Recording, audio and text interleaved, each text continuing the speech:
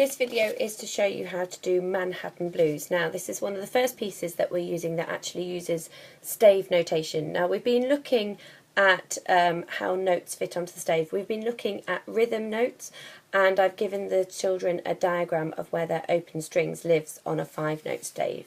So the D is just below the stave. I call that dog is in its den. So the D lives just below the stave, and if we think D for dog and the dog is in his den, that can help them remember where the D is. And then the only other notes that we use in this one are the A's. Now, to help colour code these, they can colour the sticks of the stave in red for the D's, and then this bottom line is the only one that we've got, which is going to be blues. Okay, and the A lives in the second space up on the stave. And back to the D. This one is a two-woo, a minim note here, and then we have a sh, sh, so we have two rests afterwards. Don't colour in the white bit there. That's really important that that stays white. So what you can do is you can put a ring around it. So you could put a red ring around that one to show that that's on the D string. Okay, they might not need the colour code after a while, but it's nice for them to do that activity of colouring so that they get a feel for where the notes are on the stave. So this is a fairly simple rhythm, and we have ta, ta, ta, ta, sh, sh, sh, sh, ta, ta, ta, ta, sh, sh, sh, sh, ta, ta, sh, sh, ta, ta, sh, sh, ta, ta, ta, ta, two-woo, sh, sh. Okay, so if you have the backing track on, they can clap and say the rhythm name. So it's ta, ta, ta, ta, sh, sh, sh, sh, ta, ta, ta, ta. For the two-woo, two-woo. Make sure that they keep their hands clasped together for the two beats. Two-woo, sh, sh. Okay, once they've got a hang of the rhythm, then they can do it singing the note name. So it would be D, D, D, D, sh, sh, sh, sh, D, D, D, D, sh, sh, sh, sh, D, D, sh, sh, D, D, sh, sh, A, D, sh, sh. And again, if you put it on the body, then it's sort of, well, one, it makes it more fun, and two, it helps them pitch their voices low for the D and high for the A, and make sure that last D, sh, sh, that's for two beats. It's a longer note than all the others.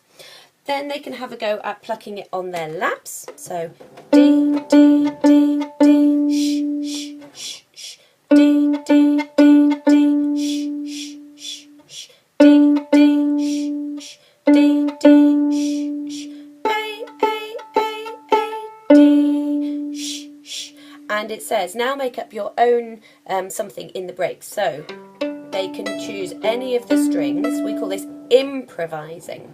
So improvising means that they make up any pattern they fancy on their open strings.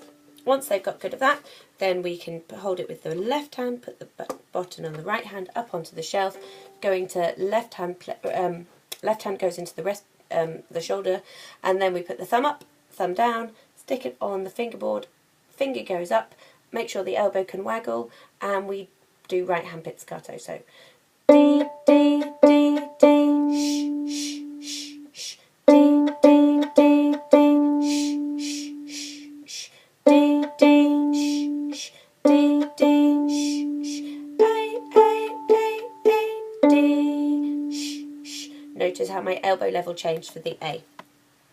And finally, and again they can make up their own little pizzicato in that bit. And finally, we're going to get the bow on the string at the balance point.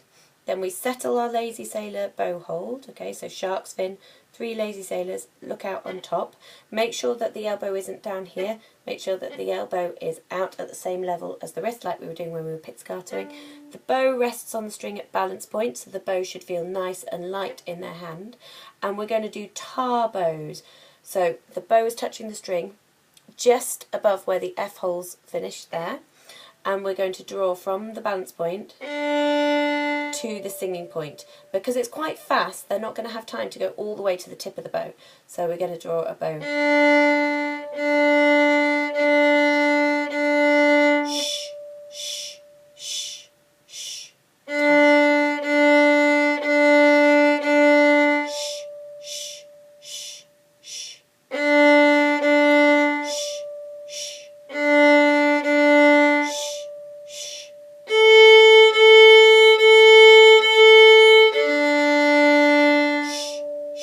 Now for the two woo note, the longer note at the end, they might go a bit further towards the tip. Now remember when we were doing slow smiley bows, the temptation will be to go behind them. The elbow needs to open out and then they end up pointing away. For the two woo, we end up with the hand pointing away from them and the elbow comes forwards. Okay, and again they can make up whatever they fancy in the breaks. Don't worry about the technique on the bowing being all balanced in that section, that's fine. But if we can get those bows on the D string nice and fluid, nice and straight, keeping a straight line between those F holes, keeping the elbow up, getting a really nice tone, that would be great. Do it as slow as you need to do until they're getting that bow control, and then you can start doing it with the backing track. But I wouldn't expect them to be able to do it at the backing track speed. If they want to play with the backing track, go back to doing the pizzicato for that, and then slow it down when you put the bow with it, and then gradually they'll get the control with the bow to put it with the backing track. Okay, have fun.